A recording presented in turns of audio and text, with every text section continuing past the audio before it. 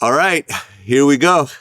We have digital artist, people pleaser, one of the founders of PleasrDAO, which many consider to be one of the biggest NFT purchasing groups in the world right now. This is a little bit different than what we usually do. So I wanted to bring you in and really explain what's happening right now in that market and kind of how your group came together. So thank you so much for joining us. Thank you for having me. Okay, so I was initially introduced to you by Machi Big Brother, which is another one of the founders of PleasrDAO. And he kind of broke down the whole story and everything that happens. I'm not a big crypto NFT guy myself. I've always been aware of it. I'm not personally invested in it, but, I understand kind of the strength of what's happening and how things are changing in the market. So I figured, I'd bring in someone like yourself to sort of explain what your role was in this and where things are going as well. So, this is your first time here. I want to start at the beginning. So you're from Taiwan. Yeah, that's correct. Okay. And you've always been a graphic artist? So I guess more specifically, I was a visual effects artist or working in 3D computer graphics and animation since university. I went to school in UCLA. And then, I've been working in that industry ever since. And then basically during the pandemic, I sort of switched over to doing crypto NFT stuff. Got it. And before then, you actually worked on a lot of big projects. I guess Batman versus Superman, Wonder Woman, Star Trek Beyond. You worked with Blizzard Entertainment, right? Yeah, that's true. So the last real job that I had before this maneuver was I was on the Blizzard Cinematics team. Okay, cool. So we're already working with some of the really biggest companies and doing work on some of the highest levels in terms of animation and design and so forth. Mm-hmm. Yeah. Okay. So I guess you were about to get a job at Apple and then the pandemic kind of changed all that. That's correct. Yeah. So I got an offer, but then I think basically that was right before the pandemic happened. And then the pandemic happened and they were processing my visa, but USCIS basically shut down. And then so they just couldn't process my visa, and then they kind of reneged on the offer. And then so, being unemployed, I was actually, while I was collecting unemployment insurance, I was looking for other sort of ways that I could either just make a living. And then so that's sort of how I rediscovered crypto, because I did participate and invest a little bit back in 2017. But then, I kind of put it on the back burner to focus on my actual job. And then so, when I was jobless again, I sort of rediscovered it. And that's kind of how I got started. Okay. So the first NFT that really got noticed from you was the X times Y equals K NFT? That's my first one that I ever put on auction, I would say. Okay. And what exactly is that? It's a 45-second animated short sequence, I guess, that I had made in tandem to help Uniswap, which is a really, really well-known DeFi protocol, to announce their version 3 of their protocol at the time. And so, it was a really, anybody who was in DeFi and crypto at the time would know that it was a really big sort of announcement or highly anticipated announcement that people were waiting for. And then so, I made that animation. And when they tweeted it out, it went viral. And then so later that week, I put it on auction as an NFT. Okay. And let's just take a step back, from people, for people that don't quite understand some of these terms. So first of all, what exactly is an NFT?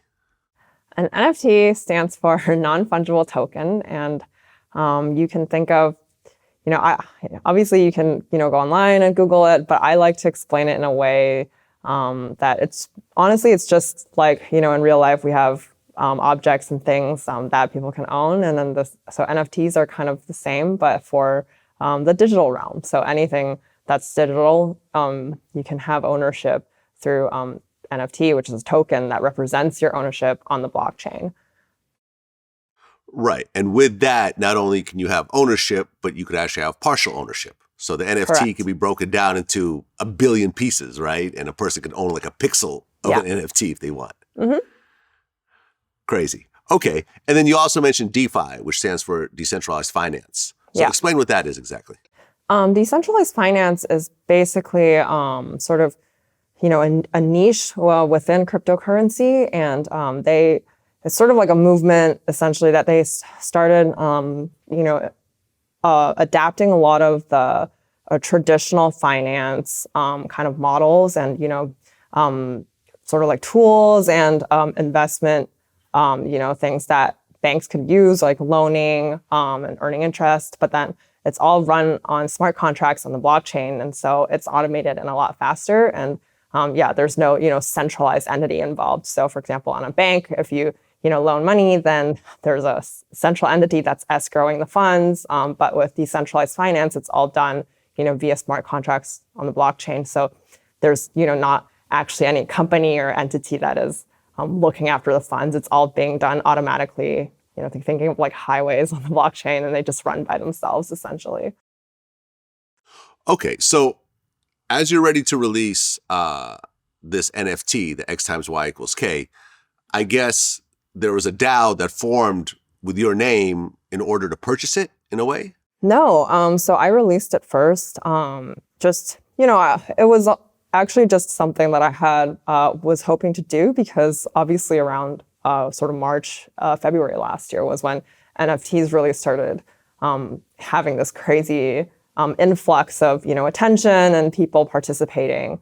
I kind of saw it as an opportunity for me to make an impactful sale, hopefully, because this is also around the time that Asian hate crime was really bad, even in New York, because of COVID. And so, it was kind of an effort for me to hopefully use, because I didn't have a lot of money myself, but I was thinking maybe if I could sell an NFT, then I could help contribute to the cause. And then so that's why I put this NFT up on auction. And I didn't really, tell anybody about it except for the day basically before that I put it up on auction. So nobody even knew that the auction was happening. And then so when I put it up on auction, sort of throughout my past months of work in DeFi, I had, accrued some community, I guess, or people who were fans or supported my work. And I guess they were really inspired, and so decided to get together because they,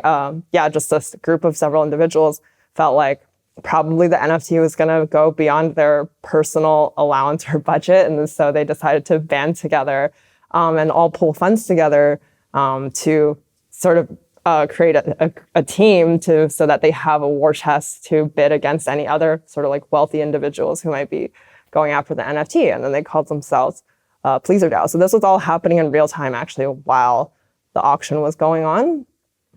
So it was kind of a surprise, but obviously a pleasant one. Right. And DAO stands for Decentralized Autonomous Organization. Yeah.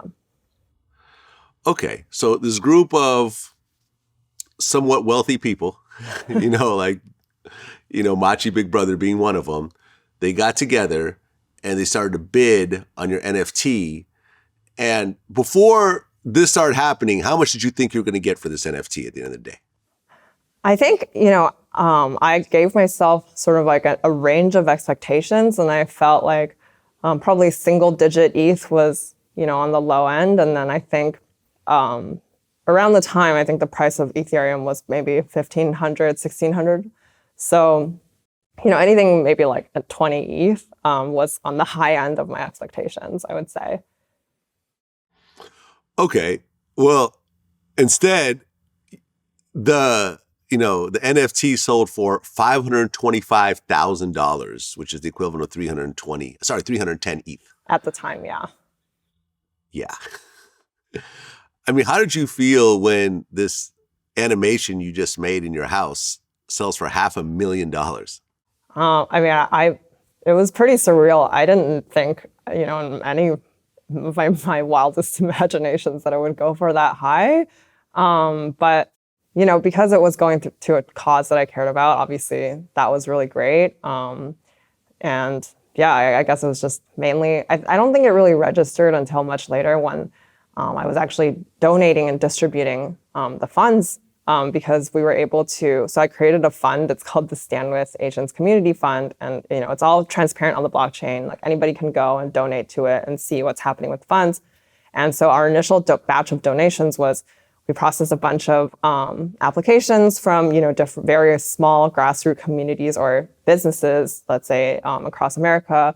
And so anybody could apply. And then, we have a group of volunteers that review them. And then, so we ended up going with 24 organizations, and then each of them received a $25,000 grant, which, if you think about it, is quite impactful for all of these communities. And that's a lot of organizations that were able to receive funds. So that was really when it hit how much money that really is. Okay, so all of the money that was raised was all given away. Yeah. Okay, but PleasrDAO still owned the actual NFT. Yeah, they own it. Okay, and that was sort of the first piece that PleasrDAO owned. Now, that started to ramp up. After that sale was made, then PleasrDAO started to set its sights on bigger purchases. Yeah. What was the next big purchase after that? The next big purchase after that was the first and still only NFT by Edward Snowden. And it sold for 2,224 Ethereum, which was $5.5 million at the time.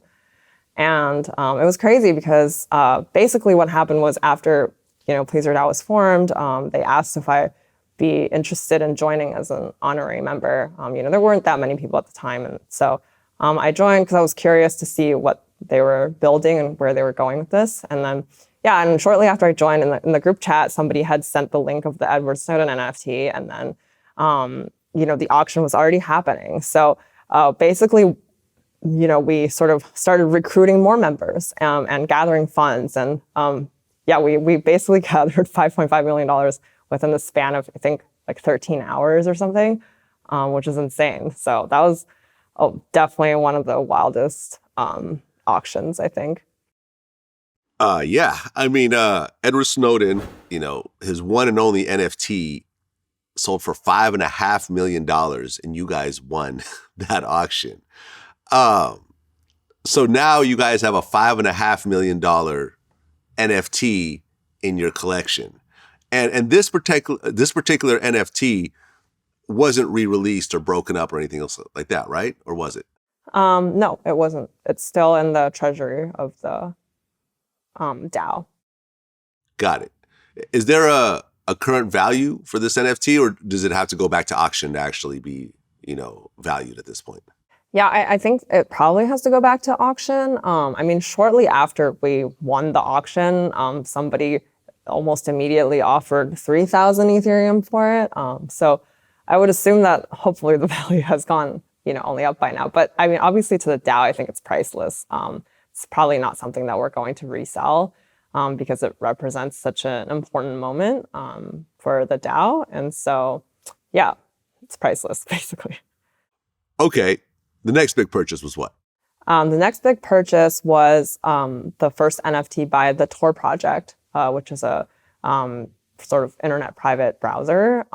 And that was sort of a charity project as well. Internet privacy, related to also sort of the Edward Snowden NFT as well. These are all causes that are really important to people within the DAO. And so that one went for around $2 million at the time.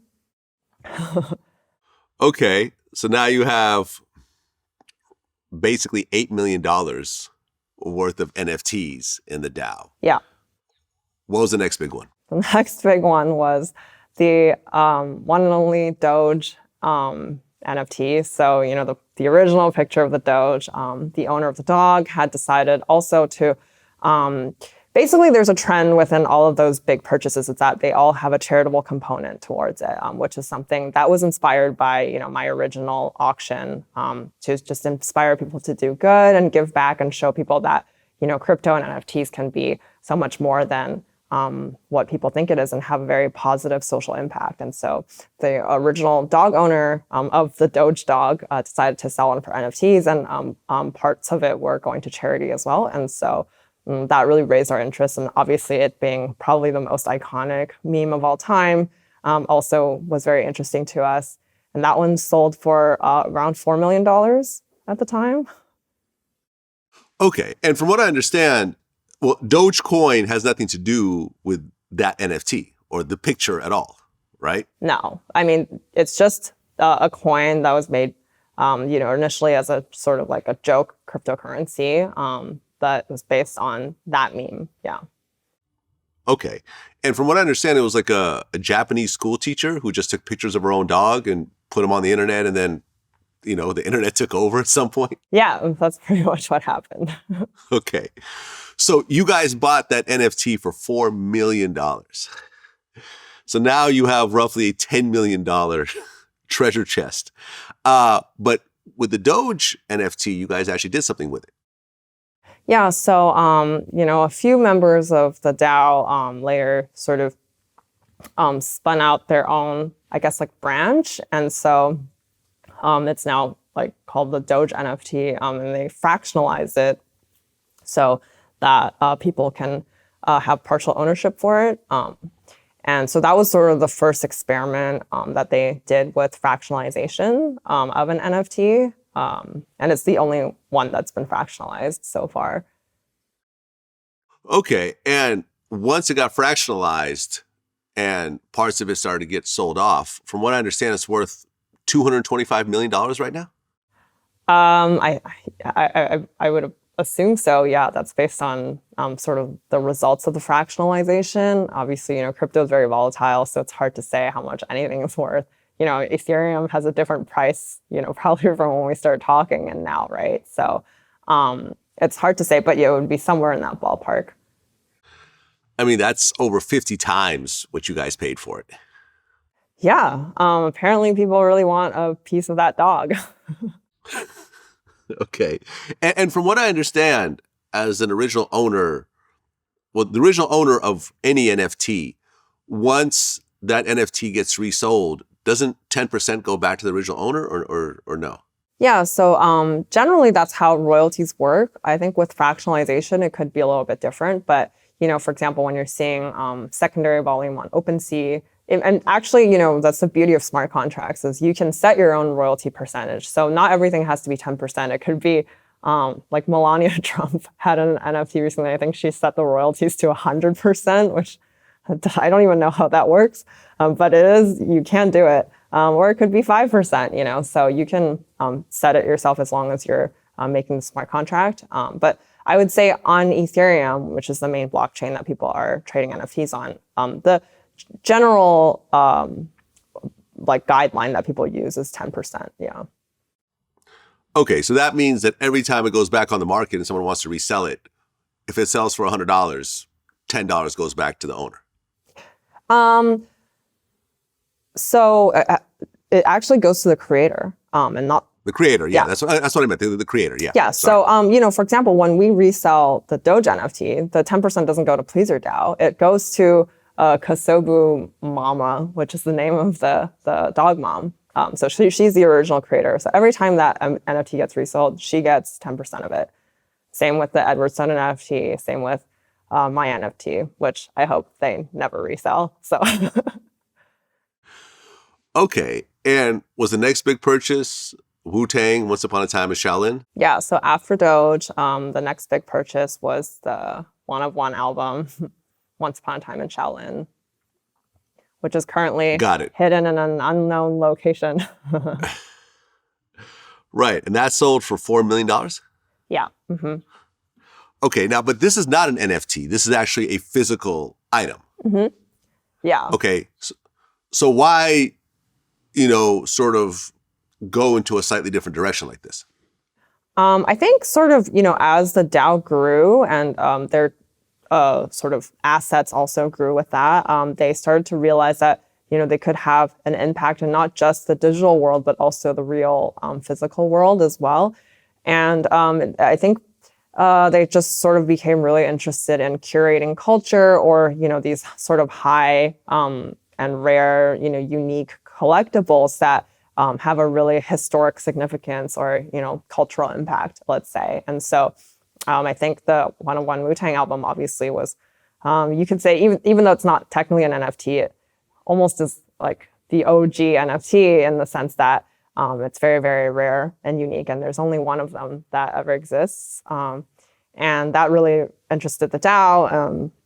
And, sort of our plan with it, hopefully as well, is to, similar to what we do with fractionalization, because, rather it be in the hands of like one wealthy individual, it would be really great if we could come in, scoop it up, and then share it with the world as well. So we're working on, sort of ways that we could maybe sort of like host, nonprofit concerts and, have people like be able to listen to the album instead of it being in the hands of just one wealthy individual who's not going to share it with anybody else, right?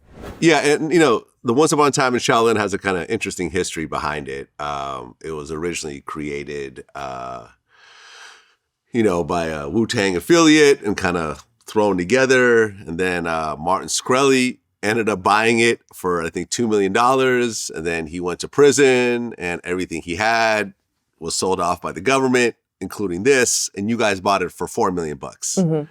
And now you guys have it. Are you guys going to release an NFT of this, or are you going to leave it just as a physical item? I think sort of that's in the works right now. There's obviously a lot of things that we need to be careful of, dancing around legal issues as well. But, our hope is that we can sort of, not in a monetization way, share it with as many people as possible, because that's obviously a value that we believe in.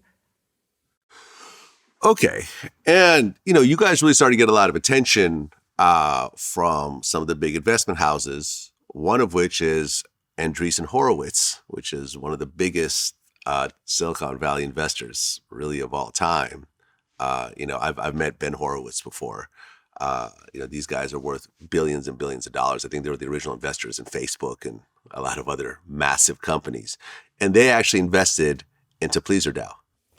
Yeah, that's true. They actually invested way back in May. So right after we made the Edward Snowden NFT purchase. But it wasn't sort of announced until recently. But yeah, I mean, I think PleasrDAO was, I think, the first DAO that they ever made an investment in. And I think their crypto group is very, very interesting and always sort of on the bleeding edge of things and interested in, sort of seeding and backing Web3 projects that are interesting and also, just innovating and paving new paths. So it felt like a perfect fit to have them join the DAO. Yeah, and from what I understand, you guys are actually in the midst of another round of massive financing, which would, essentially value PleasrDAO in the billions of dollars. I think so. It's always sort of like weird to say or think of that, especially because our governance tokens are mainly just used for, sort of vote. They're just used for voting essentially. And what we do is we just vote on pieces that we're interested in acquiring or not interested in acquiring. Yeah, I mean, from what I understand, you guys are trying to position yourselves as like the Medici house of NFTs, or like the MoMA, the Museum of Modern Art of NFTs. Is that an accurate statement? I would say so.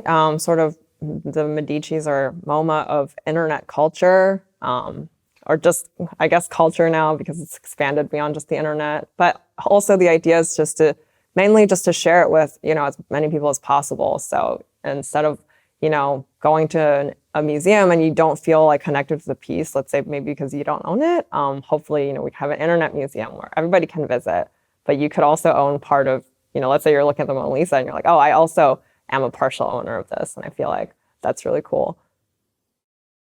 Right. And when you talk about NFTs, I think probably the biggest success story in the NFT world is the Bored Ape Yacht Club. Yeah. Mm-hmm. Okay. And from what I understand, I remember I was talking to Machi Big Brother about this, and he was up on this really early. He had, gotten a bunch of these, and I guess he gave out free apes to some of the PleasrDAO members, right? Yeah. No, that was crazy. I remember this actually. Well, I just happened to be in the, active on the group chat at the time. So I saw when somebody passed the link and they were like, oh, this is a cool project, check it out. And then, they were going for, I think it was $200 per ape at the time. And then it's So I was like, oh, these are cool. So then I bought 5. And then Machi, I think, bought, a bunch because he has more money than me. And then they sold out pretty quickly. So then, the members of the DAO, some of them were like, oh no, I missed the project. So now, I can't buy one because they sold out. And then so Machi, being, the cool guy that he is, was just, here, you can have one, or I'll give you one. So anybody who sort of missed out on it, he was just giving them the Bored Ape. Okay, so you own 5 apes yourself. I did, yeah. And then I sold 2 of them very, very early, extremely early, embarrassingly early. And then I gave one away to a friend. So I still have 2 currently. Okay, and they go for about what, 400,000 a piece? I think so, something in that vein. Between 200,000 to 400,000, yeah. That's crazy. That's crazy. And since then you've seen like Steph Curry, he bought one for I think 450,000. Lil Baby bought one. Snoop Dogg bought one. Eminem bought one, and it sort of created this whole effect. And I guess what's actually different about the Bored Ape Yacht Club from other NFTs is that when you actually buy one, you actually own the rights, the commercial rights to that particular ape. Yeah. So you could create merch out of it. You could, put it in your, house in the metaverse. You could create products with that picture on it legally, right? Yeah, that's correct. Okay. And is that normal in the NFT world, or is this kind of unique to the apes? I think when it came out, it was pretty unique to the apes, or they brought light to this maybe that people weren't even thinking about. I feel, obviously now there are way more projects that have sprung up and were inspired by this. So a lot of other projects are also doing it now. So, but at the time, I would say it was probably unique.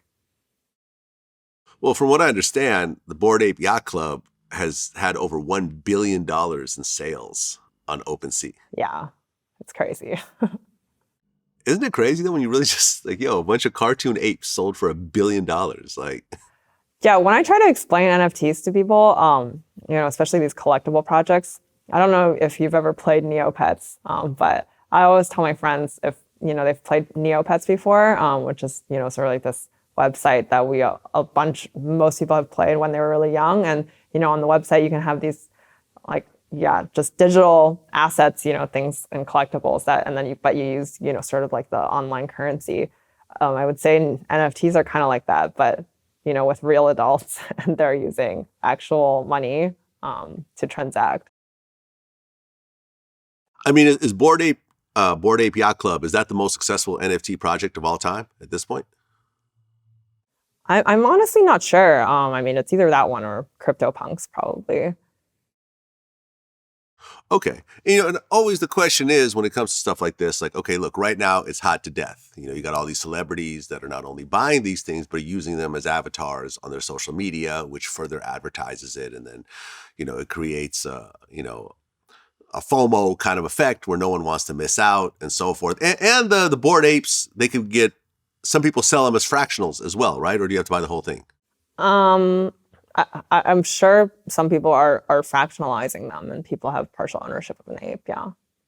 Got it. So you have this thing right now, and it's hot to death and so forth. But the reality is that certain things become bubbles, certain things don't. And the question is that a year from now, 5 years from now, 10 years from now, is there a chance that the Bored Ape Yacht Club could be going for a couple $100 again because the buzz is over and, people have moved on to something else? Anything in crypto is possible. So yeah, I wouldn't say that's impossible. But probably, at this point, the chances are low. But it's absolutely possible. I mean, what do you think will keep things growing in value as opposed to being a bubble? I mean, from your point of view, as someone that's been in it for a long time, who's really part of the biggest group that's doing it. I mean, what really separates that? Because like you said, there's a lot of copycats. There's a lot of as soon as, the Bored Apes came out, there was a lot of very similar looking apes that came out and, a lot of bootlegs. And then, plus the Bored Ape thing started to get expanded. Like there was mutant apes and stuff like that, which, could or could not make it more or less valuable depending on how the market reacts to it. Yeah, I mean, I think that's the beauty of virality or just the industry and community in general is that the reaction of the masses is never easy to predict. And there's always an element of serendipity to it that's hard to capture, quantify, or even, project, right?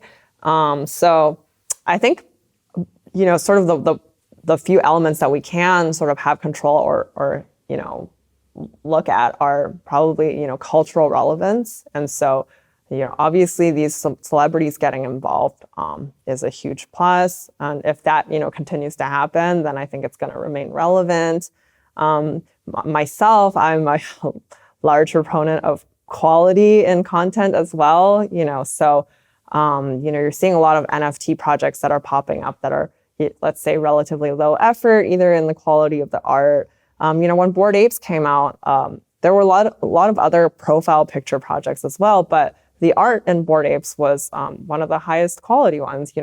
I think the art was interesting. I personally, because at the time they were really cheap. I didn't know if it was going to go anywhere. I bought it just because I thought the art was cool, and so I think that's really important to consider as well. Yeah, I mean, how does it really feel to go from a broke artist on unemployment to now being part of a multi-billion-dollar group and having a collection of digital items that are potentially, worth in the millions or tens of millions in the future? I mean, this obviously the answer to this will vary from DAO member to DAO member, but for me personally, it's always just been about, it's not about the numbers or, how much they're worth, but more so, sort of the cultural significance behind it or the historical significance or kind of the impact that we can have on society, either in pushing the entire crypto space forward, pushing NFT culture forward, and also just showing people that I myself personally, and I think many members in the DAO are passionate about charitable components towards it, and just showing people that life cannot just be about collecting for yourself, but sharing with others. And also, if you're starting to do well, you can also share that with people who aren't as fortunate as you, I guess. Well, I guess my final question is this: as someone that's part of PleasrDAO, who is has valuable NFT projects that she's made herself, what do you think is the next big NFT project? Well, that's the $1 million question. Right. That's why I'm asking. I wish I knew. Everything is so random in this space, it feels like. So yeah, I mean, I've definitely bought into projects that, never went anywhere. It just so happens to be that Bored Apes did end up going somewhere.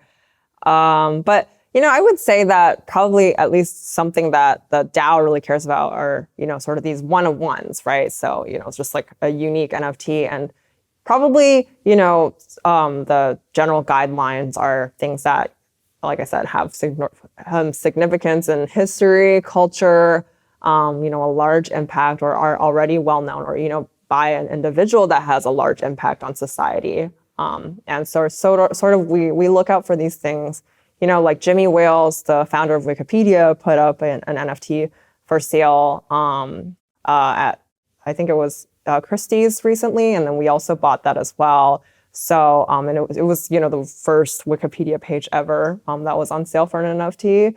And obviously Wikipedia plays such an important role in everybody's lives, and they don't do banner ads or anything. And so, yeah, I think those are sort of like the holy grails or the general directions that we follow. And so if you're looking for a next big NFT project and you think you have the funds for it, if it's something like that, probably we'll be bidding on it. Well, that's what it is. People pleaser. I really appreciate you coming in. This is very different than what we usually do. I mean, we've interviewed, obviously we interview rappers and celebrities and so forth. And we have done like some real estate billionaires and some big investors. But, I think this is really the first time that we're going into, the future with crypto and NFT and DAOs and so forth. And, as one of the people that really is a very important part of the evolution, I think that what you're bringing to the table and what you're saying is extremely important. So I appreciate you coming in and sharing your knowledge, and, looking forward to see what PleasrDAO does in the future. Thank you so much. And thanks for giving me a platform to share the story. Absolutely. Until next time. Peace.